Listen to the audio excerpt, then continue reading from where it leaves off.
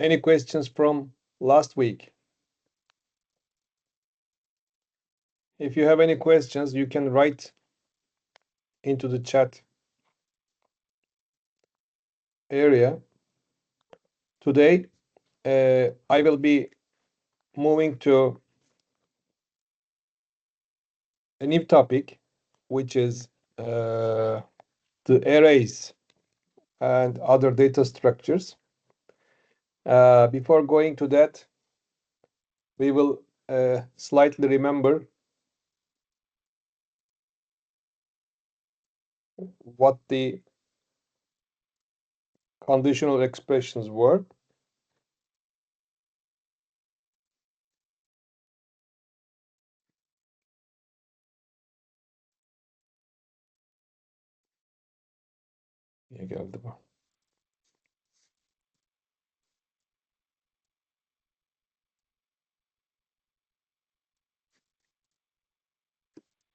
Okay.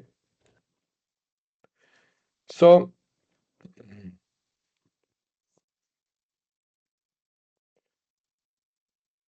conditional expressions were if statements where we have a typical if here, and if the condition is satisfied, the content will be executed. And don't forget to put curly braces. That was an important thing. So this conditional expression is one of the core structures that any programming language has.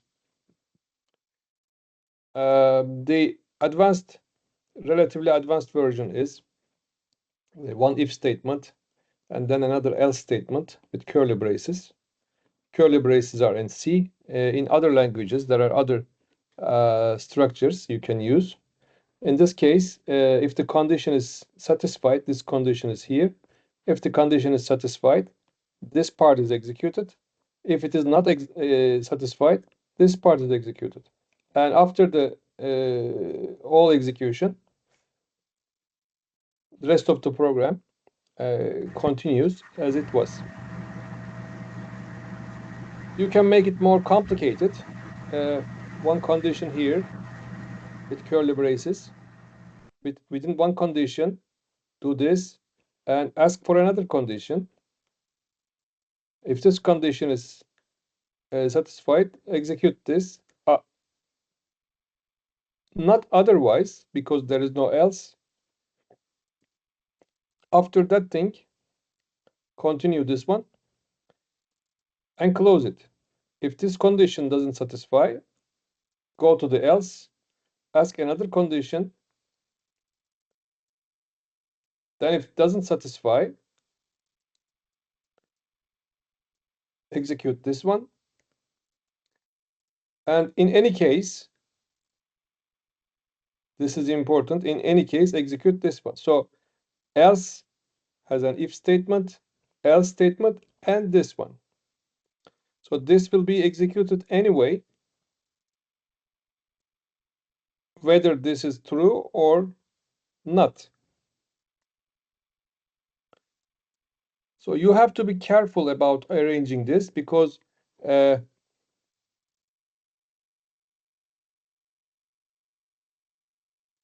are possible errors are caused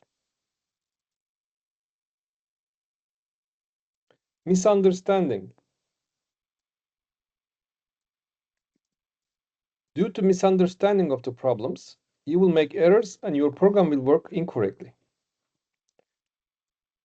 You can cascade conditional expressions like this. You have an if, curly brace. This curly brace has a matching curly brace here. You may have another if, else if, another curly brace, else, another curly brace. So these are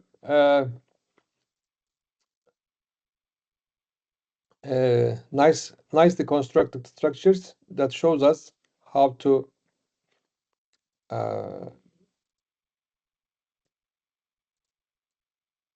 construct complex conditions. Well, we did line counting example last week. Remember that there was an integer cn number of lines. When number of lines is 0 at the beginning, keep getting the characters.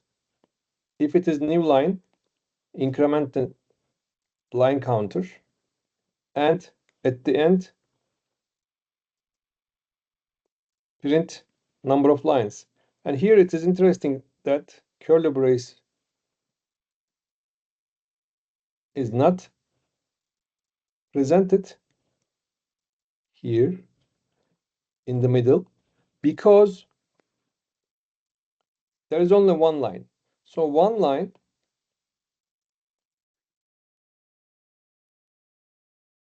one instruction, one statement may not need curly brace. Is that clear?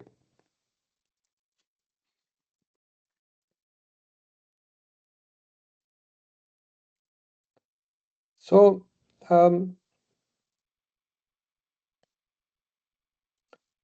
word counting typically in the word counting, remember from last week, I'm going to go through quickly. There was an in and out state. State is out or state is in. Define in is 1, out is 0. So as you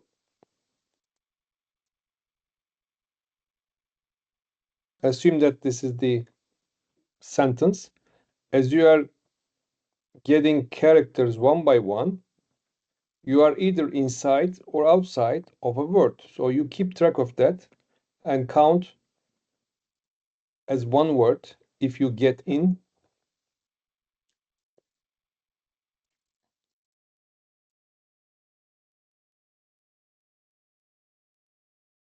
Increment number of characters. If it is new line, increment number of lines. If it is space, new line or tab, get out and know that you are out. Otherwise, if you are out but the new state is in, that means you are just entering a new word. This, you are just entering the new word, and it is regarded as a new word. Here you can have NW++ as well, doesn't matter.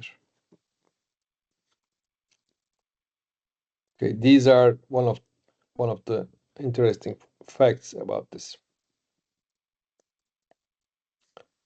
So any questions?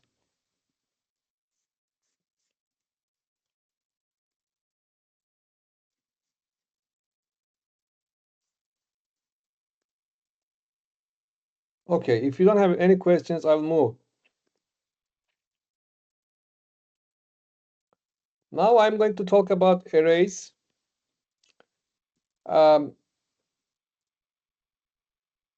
Assume that we have a problem. That problem is similar to what we had, like this: word, sentences, lines, text. Write a program to count number of occurrences of each digit of white space characters, blank, tab, and new line, and all other characters.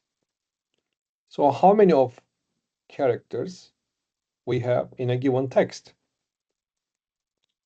We should have counters for each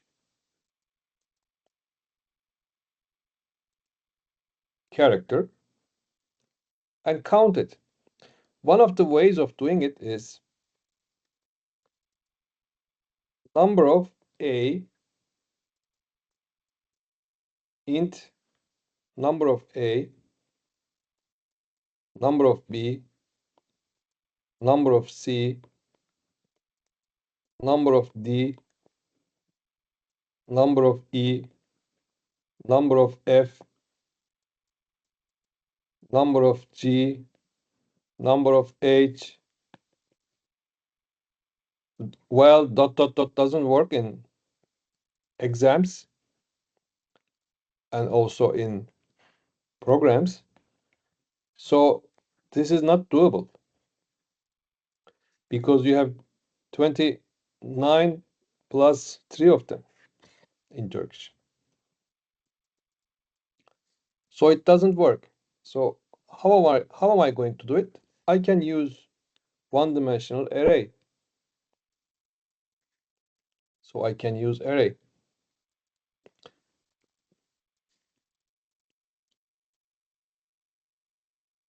Do you know what a matrix is?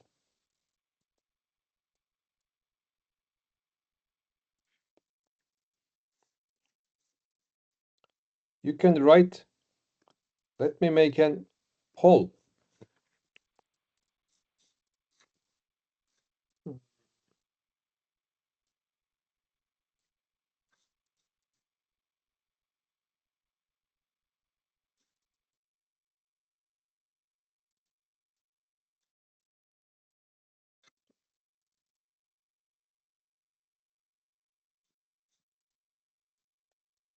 No, it doesn't work this way.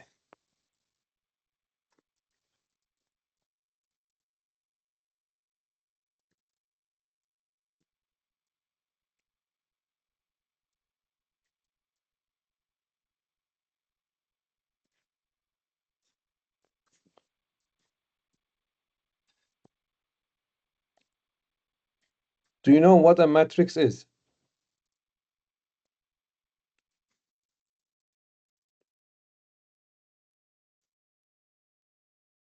Okay.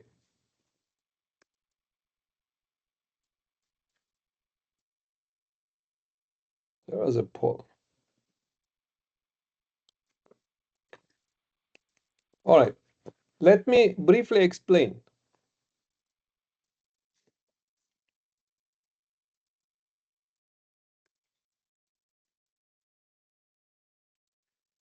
Assume that we are trying to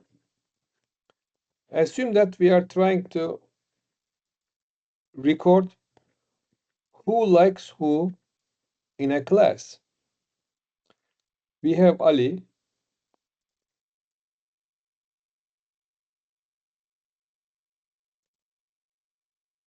We have Veli. We have Kaan. We have Ayşe. We have and Fatma. So Ali likes Ayşe, but Ayşe doesn't like Ali. Instead, he likes Veli. Veli likes Kaan. Kaan also likes Veli. Fatma likes Ayşe.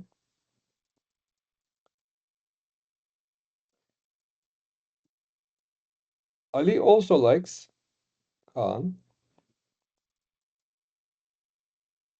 Fatma also likes Veli. How do we record this information? The way of recording this information is you have 1, 2, 3, 4, 5 people here.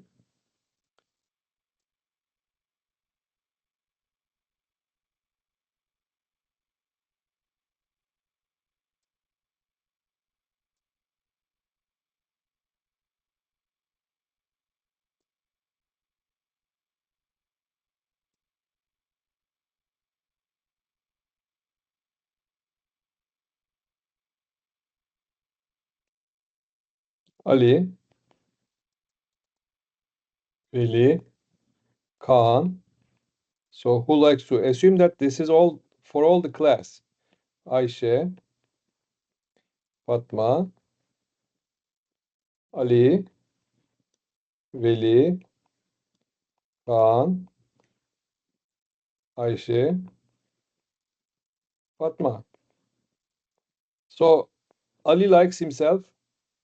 Everybody likes himself, probably. Let's say Ayşe doesn't like herself. Ali likes Ayşe. Ali likes Ayşe. Ali likes Kaan. Doesn't like others. Veli likes Kaan. Aha. Kalem gitti. Veli likes Kaan.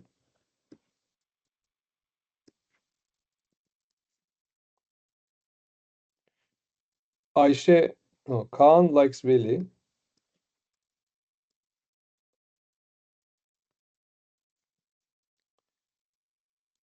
Ayşe likes Veli.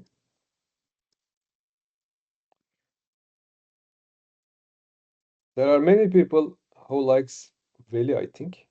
Fatma doesn't like Ali. Likes Veli. No Kaan. Yes, Ayşe. And himself and herself. Okay. So now I can indicate, I can represent who who likes who. So this is called as a matrix. It tells me, in this case, and in many cases, it tells me the relation between different things, different varieties. This is one way. This is a correlation matrix. I can have a different approach where I can show shoe size, age,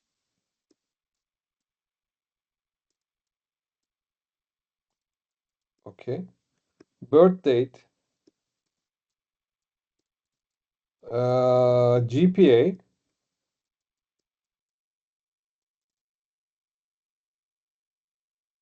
and let's say height of each person. Ali, Veli, Kaan, Ayşe, Fatma has shoe sizes, ages, birth dates, GPAs, and heights, or whatever, certain parameters. So in such a situation, I will be writing those numbers in these boxes so that each line will contain this information. So that will be information matrix rather than correlation matrix. I made the correlation matrix as an example because it is interesting for many students. It also can include many different elements. And it doesn't have to be two-dimensional. It could be three-dimensional or higher dimensional. If it is higher dimensional, like this, for example, the liking matrix, who likes who, this is January, February, March, April. So each layer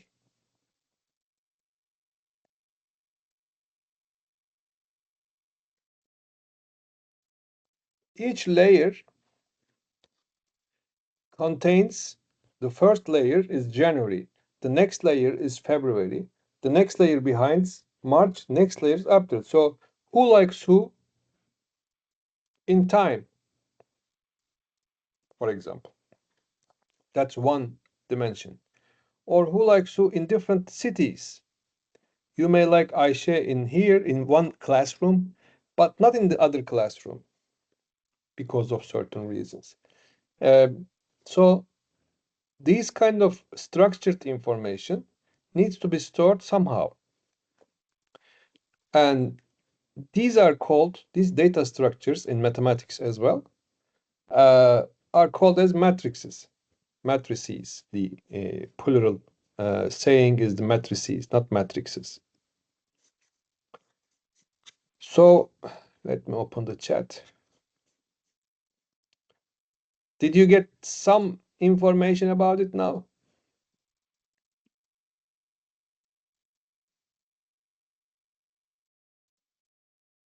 Okay, so let me go back. Here,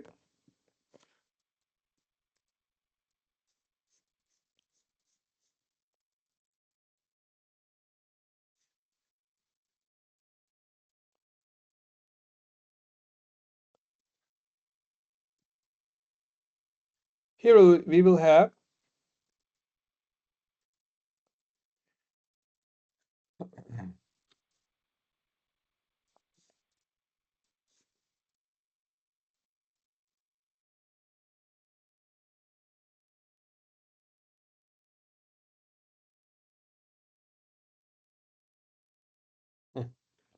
here we will have a two-dimensional array that shows those relations or those information.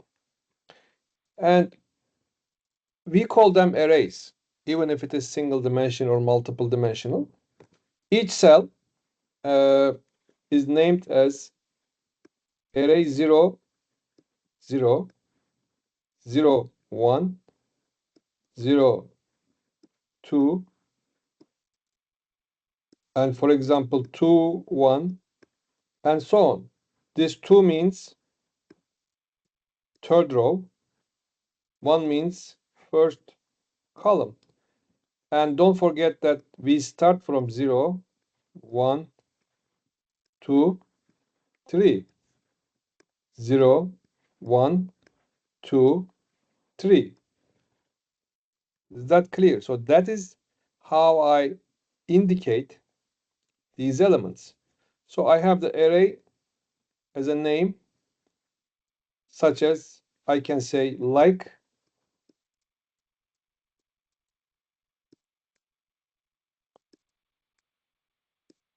two, 1 is equal to 1. That means 2, 1, this one, is equal to 1. In our previous example,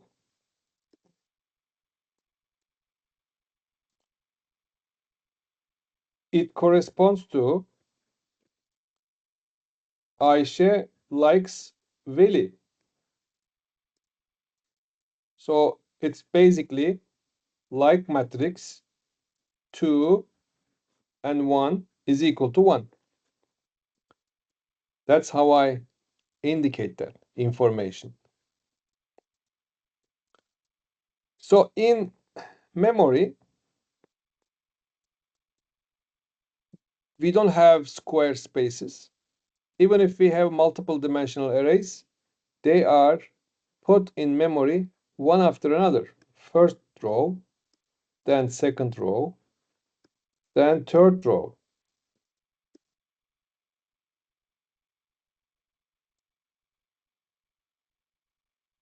At each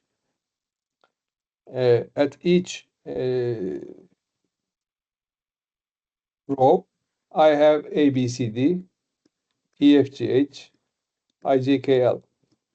This is generally what is happening. Sometimes if you do the reverse, but yet generally you don't, you may have columns appearing like this, but no, generally it is this one.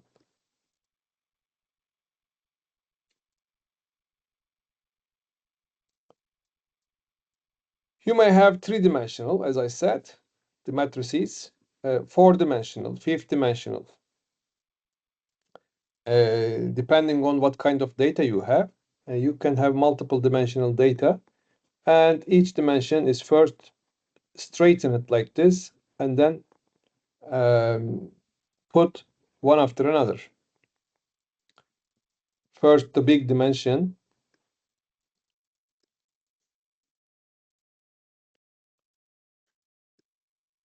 and then this one, and then this one. So it depends how you write it. In this case, you have a notation like A and 3 square brackets. The general understanding is the first one indicates which layer you are in. Second one indicates which row you are in. Third one indicates which column you are in. That is general understanding of the matrices, although it's a convention. So why do we use arrays? We use them when there is a need to use many variables of the same type, like what we have done. It can be defined as sequence of objects that are of the same object type. It is also used to store a collection of data, and more useful to think of an array as collection of variables of the same type. So collection of variables of the same type, but in an organized way, not random collection. So I can keep the relation in between in record. The items of an array are allocated at adjacent memory locations next to each other. These memory locations are called as elements of the array. Total number of elements is called as length of the array, and details of an array are accessed about its position. Reference is called as index or subscript. For example, when you have A7, 7 is the index, and this is the name of the array. It could be anything. It could be the classroom. It could be my name. So you can put any name here. And this index starts from 0 to n. When it is 0 to n, the size of the array is n plus 1 because there is 0. Okay? Since there is 0, so we have 0 to 9 as an index, and the index size is 10. Don't forget that. So the array size is 10. So generally in the memory, we have, assume that it's there are 4 elements. We have the first element given with index 0, second element given with index 1, third element is given with index 2, fourth element is given with index 3. Array length is 4, first index is 0, last index is 3. Any questions?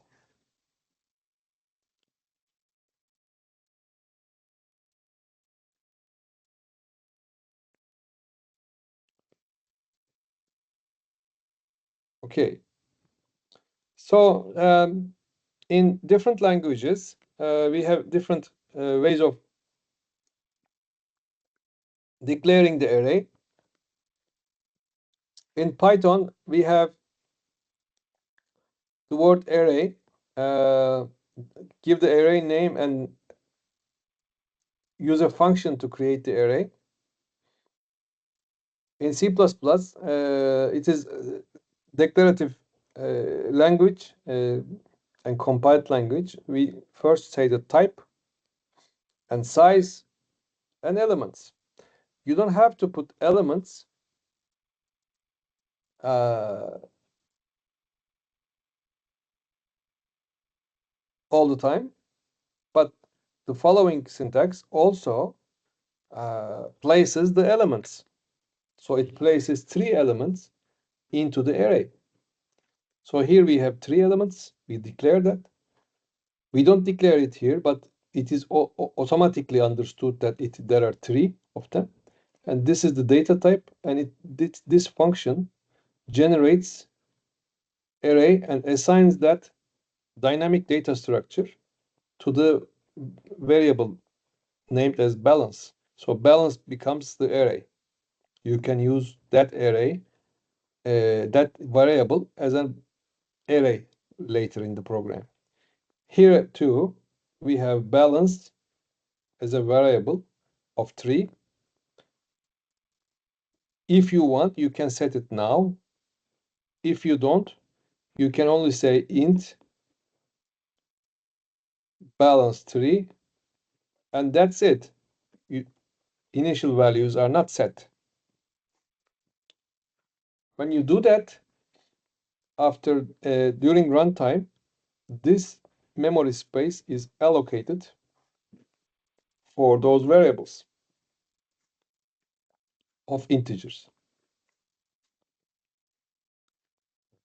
So in order to access to the array element, you need to specify its name and index. So when you use that balance 1, this one is accessed.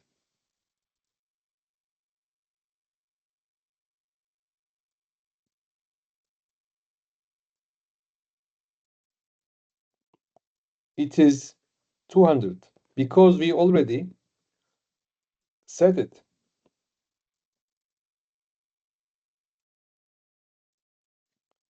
I can change it.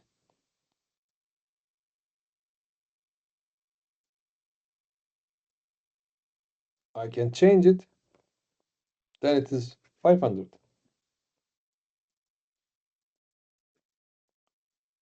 Any questions? So int my array 20 creates an array of 20 integers. Float my array to 30. Character my sentence 50. Int image 640 times 480. What is that? I am making calculation here. That's possible. Or I can, this is one dimensional. Or I can say int image 640 by 480. In this case, this is probably rows. This is probably columns. Can I store the same information on this? Yes, but I need to make a computation in order to access elements in order. Here I can use indices. So accessing the rows and columns will be automatically made. So images are two-dimensional information and can be represented in matrix format, which is array.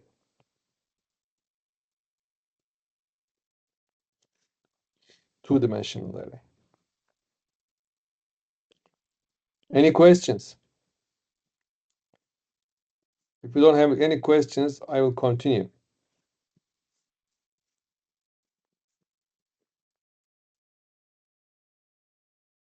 So let's come back to the program about write a program to count the number of occurrences of each digit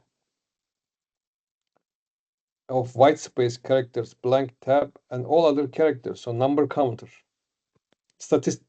Text statistics.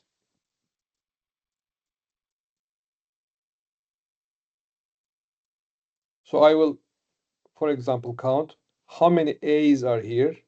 There is one A, another A, another A, another A, A, A, A, A, A, A, A. So I will count them and give it as a number for every character. As I said at the beginning, I can define variables like number of A's, number of B's, number of C's, but it is no good.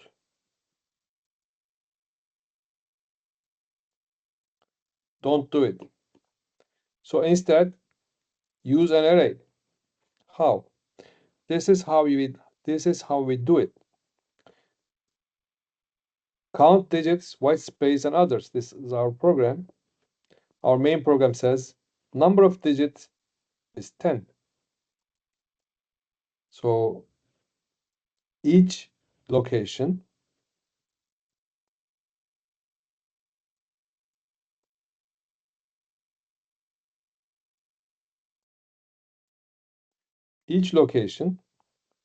shows how many of these digits.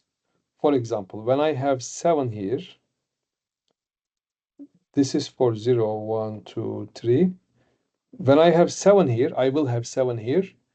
That means there are 7 occurrences of digit 1. So this is for that. Let's go. This is number of digits, white space, and other counting. Number of whites, number of others is equal to 0. From 0 to 10, increment, number of digit is 0. So this is for initialization. Initialization is simply called init in computer science. Then keep getting the characters. Keep reading. If it is between 0 and 9, that means if it is digit, increment number of digits, C minus 0. What is this?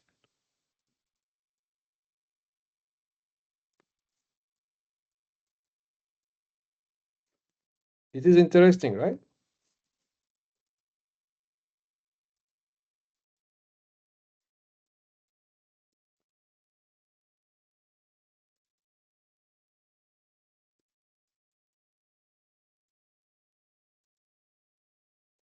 So what is this? This is important. Let's remember ASCII. In the ASCII code, 0 has a character. So C minus 0 gives you the number, actual number. So n digit is the array. C minus 0 gives which number is it? Okay. Else if otherwise, if it is space, new line or tab, increment number of non-white, number of white characters, otherwise increment other characters. So print number of digits, how many of them, then white spaces and others. At this stage, we are not counting letters. We are counting how many of them only. But in coming program, we will count them. So we will count how many A's, how many B's. At this point, how many digits and how many of the letters. So character counting, basically, and digit counting. The output will be like this. This output.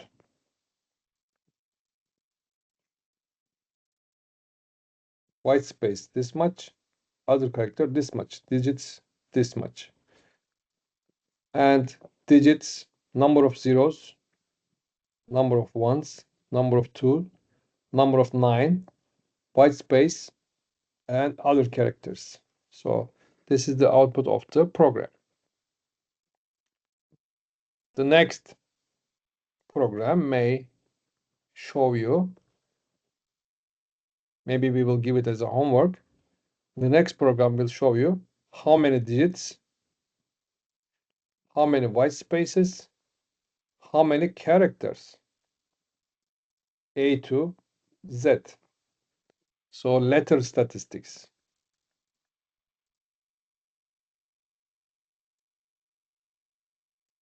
So with this technique, you can easily, just similar to this, you can easily write it.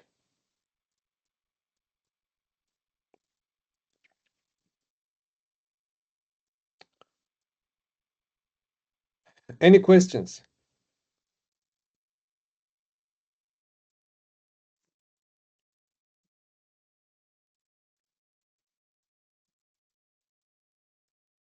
Do we have any question?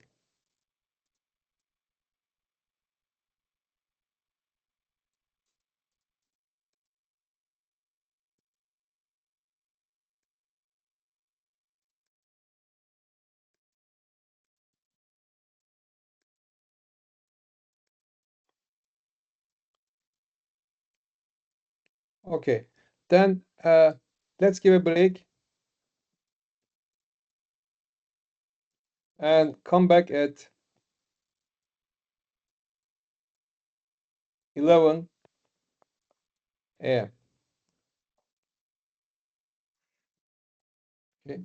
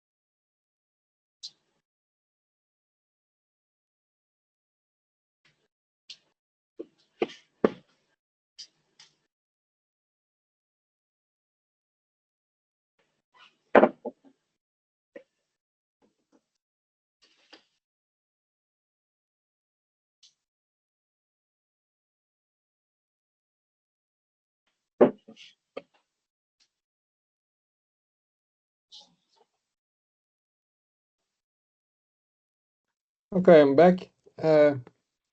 See, ASCII characters uh,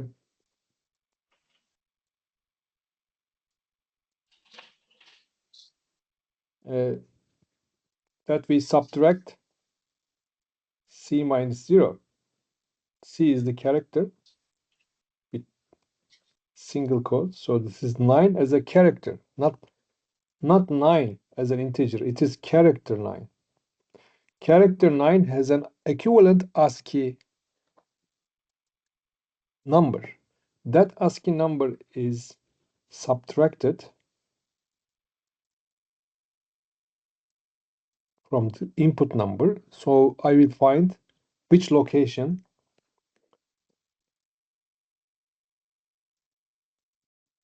from 0 to 9. I have counters, counter values. These counters are incremented. These counters are incremented correspondingly. Okay. And keep in mind that 0 has 48, 9 has 57 as numbers. So when you read that number, character, if it is 9, the actual integer value that corresponds to that is 57. So 57 minus 48 gives me 9, and I increase that location. I increase the counter value in that location.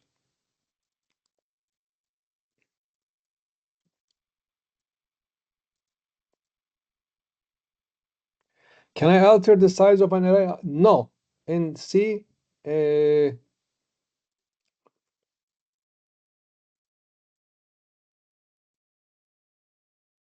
yes, there is a difference.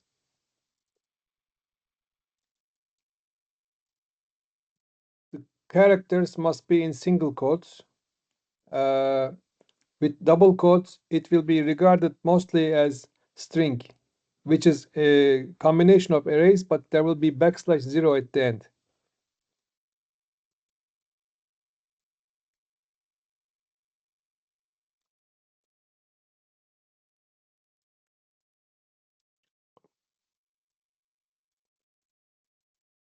So I will talk about functions this time.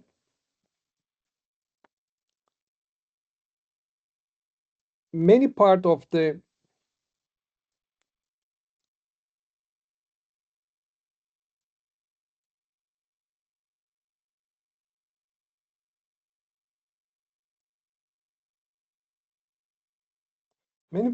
programs are repetitive, such as do this, do that,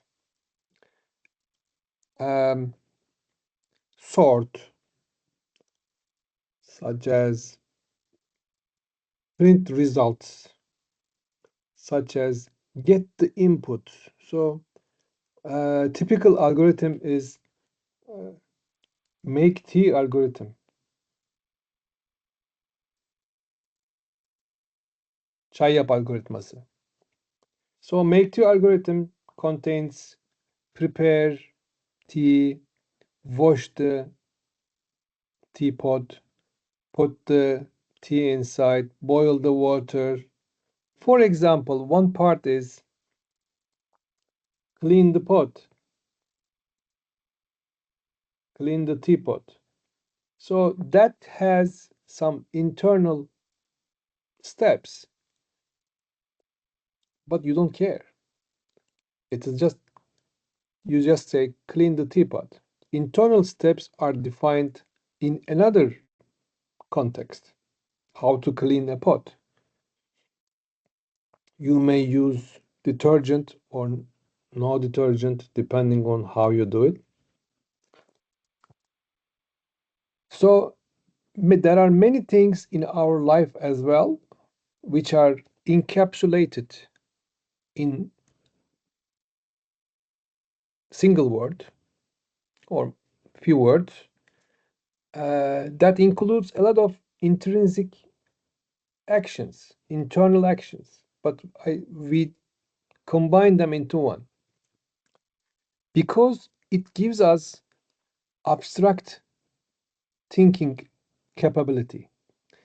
If we are going to say everything one by one, it will be tremendously difficult. What I say is go get groceries from the market. That's it. Go get groceries from the market, then study your tomorrow's lecture. So that defines many things inside. But inside, there are other steps. Therefore, similarly, we have the function notion in the computer programming. Typical example is, let's make the multiplication a function.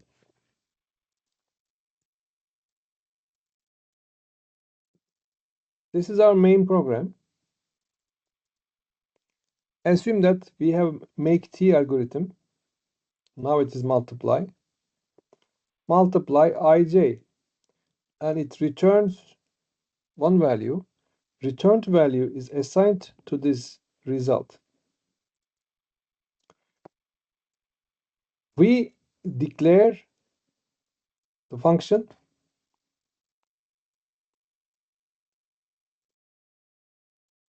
and we define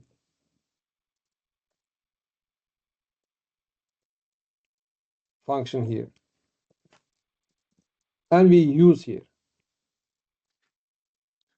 We can use the function in many times, in many places. Each time it is called separately, and it can be long, complex, but you can call it with its name. This may sound simple and familiar to you because you are already doing programming. As a crash course,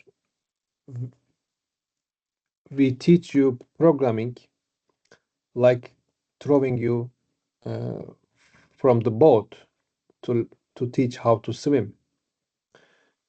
We know that. We know that's happening. But that's one way. This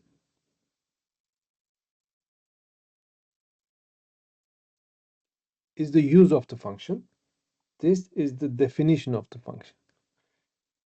We need to declare it because the compiler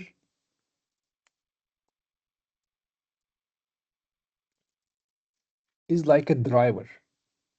Compiler looks at the program in this direction. When it sees multiply, or it could be chay yap, make t, it says illegal word. There is no function like that. Why? Because there is no function. But if I declare it here, then it says chayap. Chayap is declared. So there must be a function. Later it will be defined. Then it is not going to create an error. It's going to keep compiling and trying to find multiply and insert this address into the compiled machine code. So insertion is done by the compiler correctly. If you don't declare, it will be regarded as an error because there is not such a function. The only bypass method is you can define it here. If you define your function before you use it, then when you use it, it will be ready. In that case, many languages, including C, doesn't require declaration because you defined it before you use it. Then it has to be in the same file, which is not possible for large programs. So declaration is better.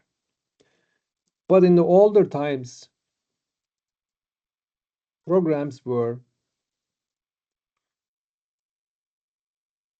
started as definition, definition, definition, definition, definition, definition, definition, definition, definition. At the end, main program. That was the case.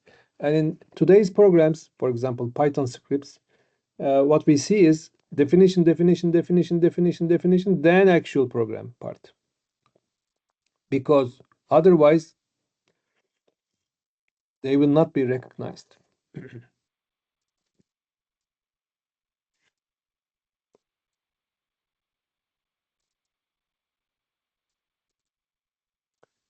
Why do we use functions? I explained it a little bit. There's a subprogram. In some languages, it is called subroutine. That is called again and again and again from your main program. It is called, that program is run, and the program counter comes back. The program counter changes. So it is like going somewhere, doing, and coming back. Also, some parameters are passed. When you compile it in Intel, call 20, move stack pointer, move A, move B, push the values, and 10, call 20,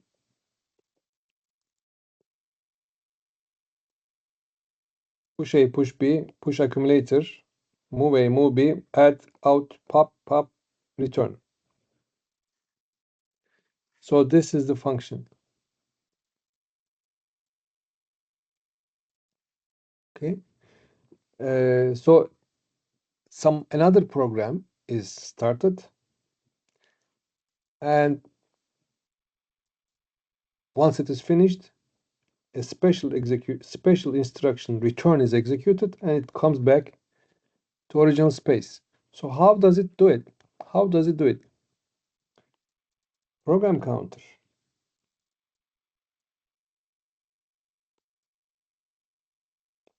is saved,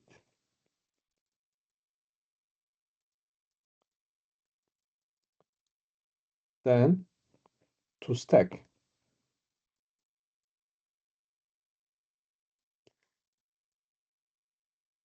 Program counter is loaded with the function address, executed, then return is come. When the return instruction is come, program counter reloaded from saved position.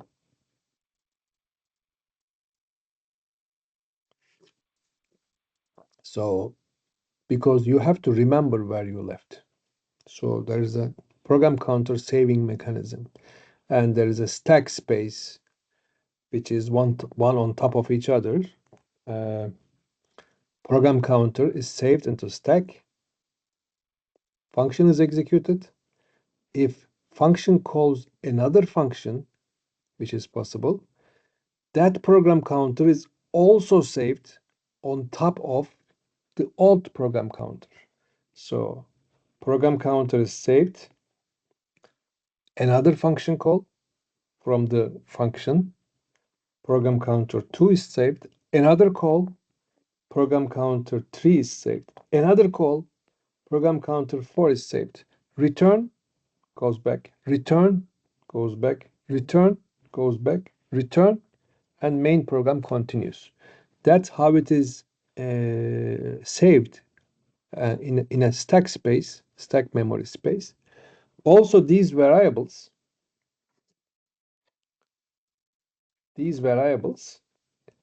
A and B, these parameters are also passed through the stack space. You actually push A, push B, call subroutine. Push is the stack instruction, puts that information to the variable stack space memory, and when you call the function call also saves the registers and register contents and the program counter to stack space, then jumps into function. It is not like regular jump, because in regular jump, your program knows everything about the main program. It is always the main program in the jump. But when you are calling the function doesn't know about main program. Function only knows about itself. That is how you program it. When you are washing the teapot, you shouldn't know what to do, whether you are going to make a tea or another herbal tea or coffee or just boiling the water. Doesn't matter. You are just washing it. So content of the registers, such as the information, I am going to make Lipton tea. Those contents must be saved before going to the function. That is important. So we use stack for that purpose. And when we are done, okay, when we are done, we reload the original content and continue. Because we only have one register set, one CPU. Furthermore, if you are going to send a large image, like 640 by 480 image or HD image or an image taken from iPhone, right, to the function, how do you send that information? You save it to the stack, but it's a big image. Saving requires a lot of memory, move, save bytes. And the function will say get, load, and process it, which is difficult.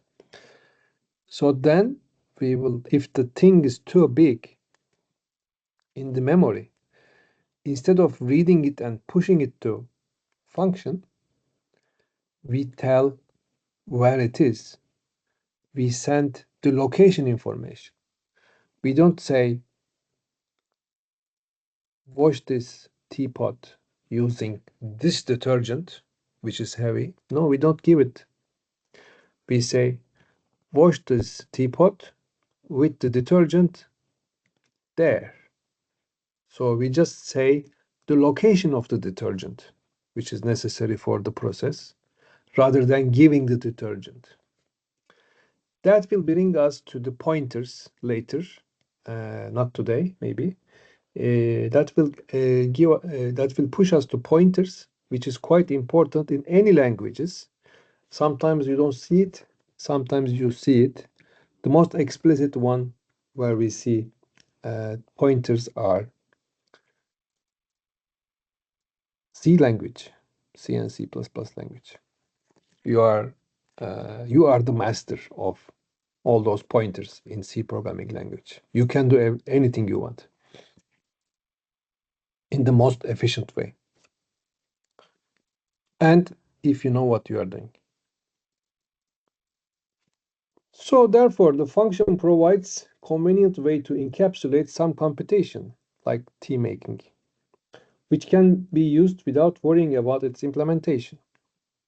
With properly designed functions, it's possible to ignore how the job is done, knowing what is done is sufficient, if it is correctly done. C makes use of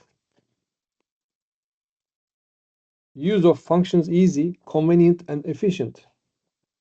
You will often see a short function defined and called only once because it clarifies some piece of code. So it doesn't have to be repeated code. It separates the concerns. do this and do this and do this. For example, prepare, execute, clean. So you may divide your program into three parts, three different functions. The first function is preparing, second part is executing, third part is cleaning. That could be executed once, but still you can have three different functions to make it more clear, or you can distribute those tasks into different team members. So each team member will be responsible from different function or functions. That is also possible. So these type of functions are, this is from the book, are of multiple types. Could be predefined functions in a language or user-defined functions. Predefined functions are the libraries, math libraries, string libraries, all the things, libraries, and declarations in the header files. Sometimes you can do it with declaration. And libraries in DLL files or lib files. User-defined ones are the functions that we write. The function in C has, this is definition of the function, not declaration. Declaration is like this. At the top, int, sum, int, int. Okay, like this. Int A, int B. Could be, yeah, int A, int B. So it could be sum, int, int, without giving the actual names, because it can be confusing that way. That's declaration, type declaration. So the definition part, name of the function, parameter list, return, content using with these functions, and return value. This value is returned here and passed to the original program. These interim things are local. They are local to the function. Outside, if we have a C in the main program, it is different. So when we have a C variable in the main program,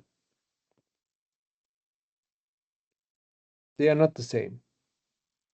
They can coexist separately.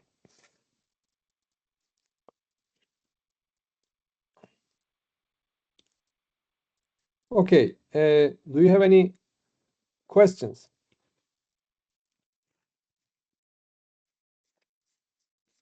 Let me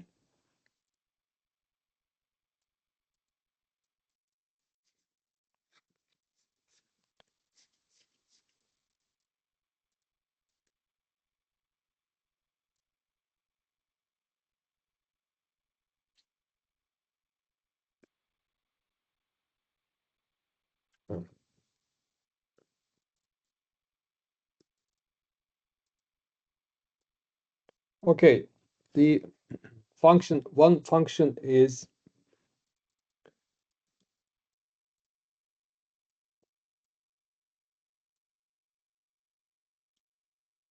with no return value.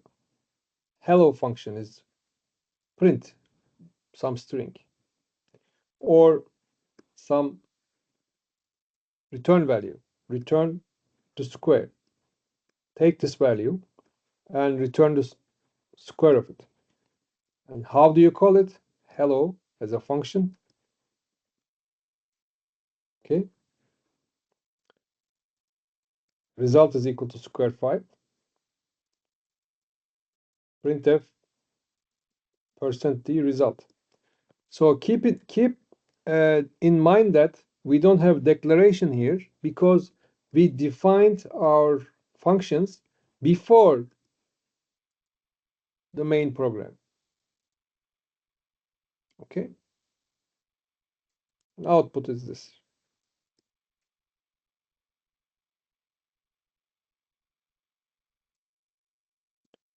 So return type, it could be void. Void means no return.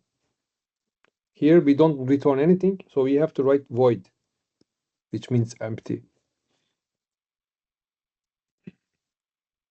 And parameter list, declaration versus definition. I explained this.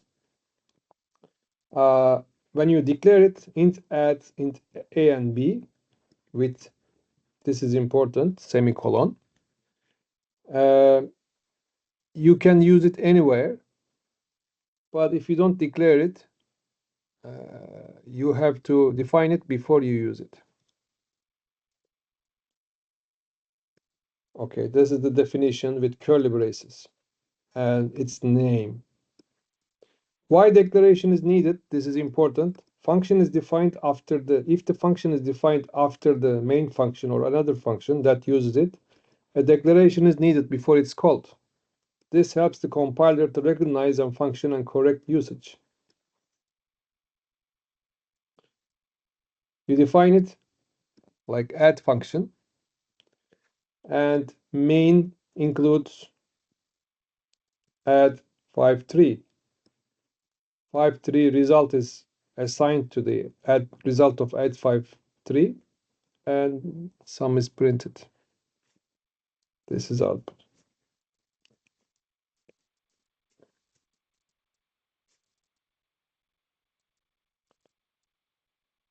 Functions are good, although it says disadvantages. Function requires to use stack memory space, memory handling, and jumping between code sections. So unnecessary function calling slows down your program. For simple and very short and repetitive tasks, using functions can reduce. Also, if you are passing large data without using pointers, it slows down the operation. Okay, I think that's it.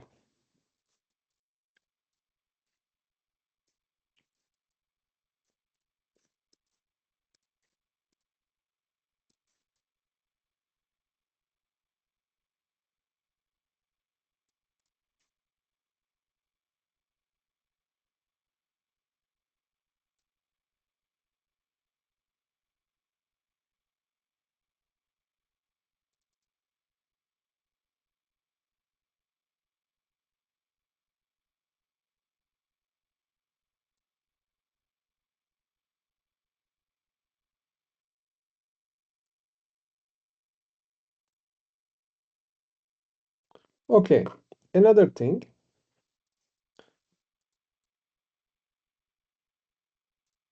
the variables only exist in the block that we declared. Ceylin sorunu gördüm. Bakacağım. We have the main function from 0 to 5, printf C programming, C programming, C programming. When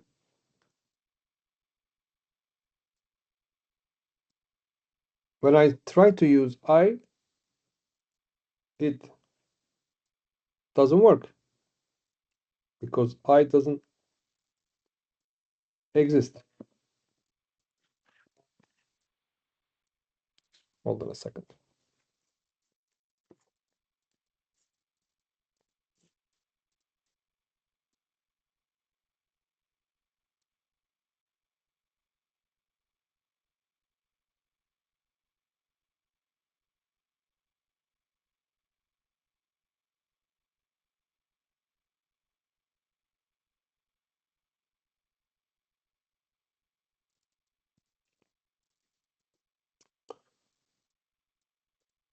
Okay.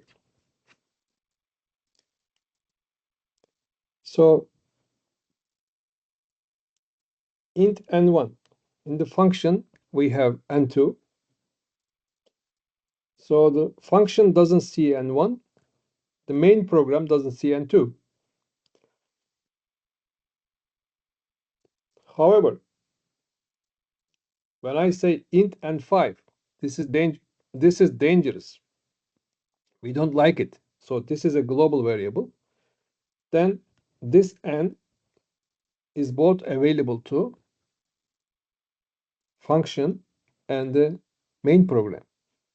But this is outside, just like a declaration. And we don't recommend it. It is a global variable. Static variable is interesting.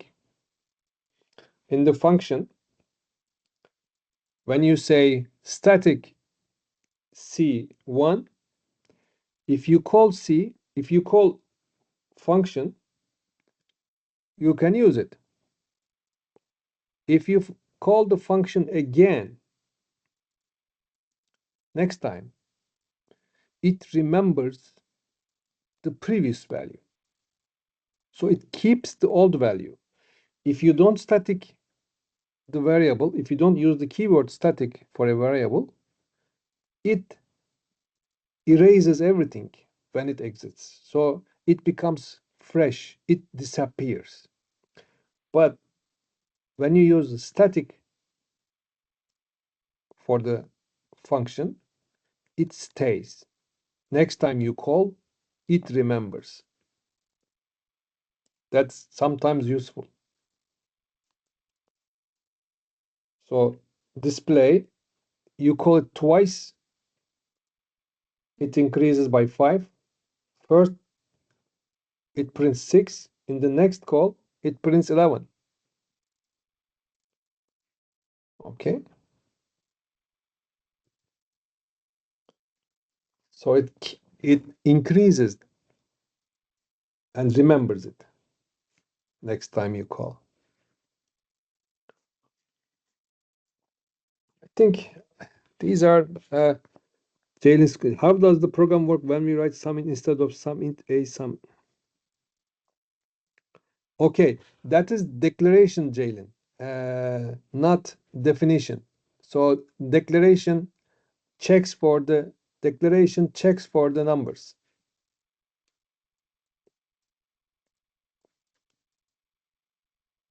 So you can write int a, int b, no problem. But int also works because the compiler understands there will be a function like this with 2 parameters which are integers. Names will be placed in the compiled code later because there is going to be the definition.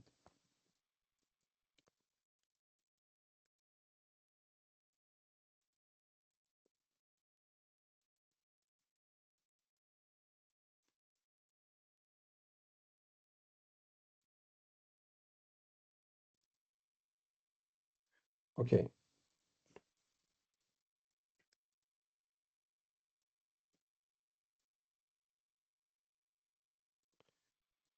Let me find another example from here. There was a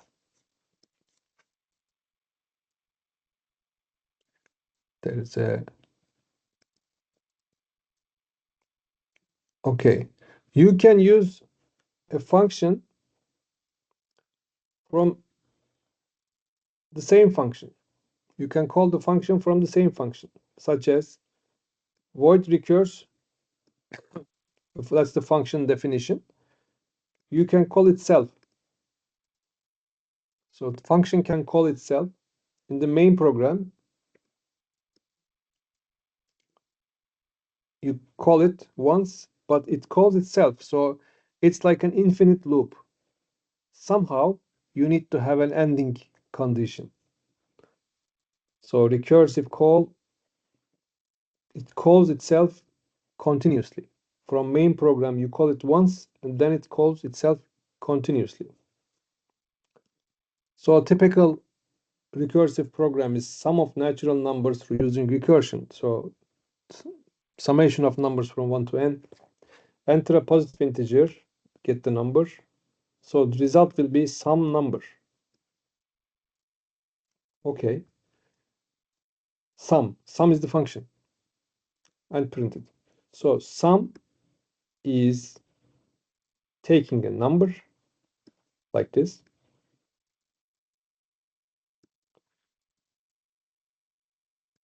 taking the number. If it is not 0, which is important, call n plus sum n minus 1. Otherwise, that means it is 0. It is 0, so we are finished. Return n.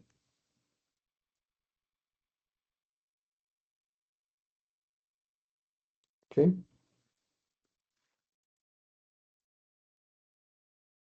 And it is done. When it reaches 0, then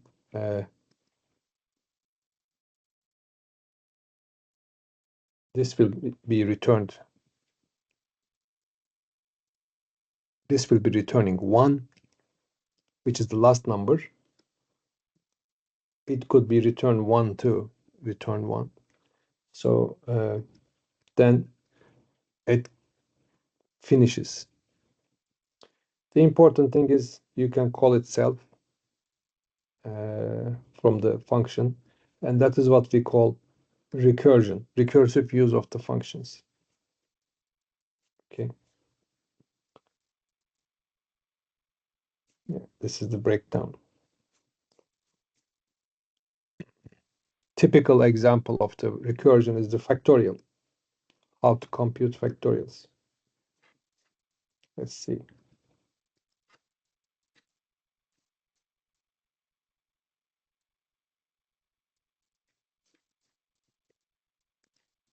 No, oh, I have to register.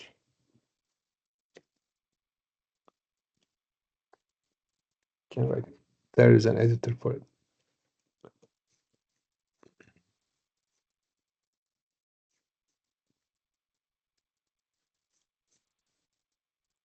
I think I am done for today. I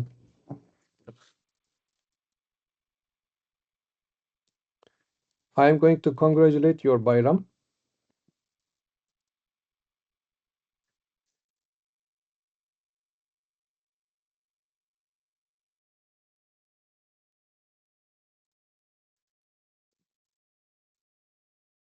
And I will probably give you a homework tomorrow for the next week.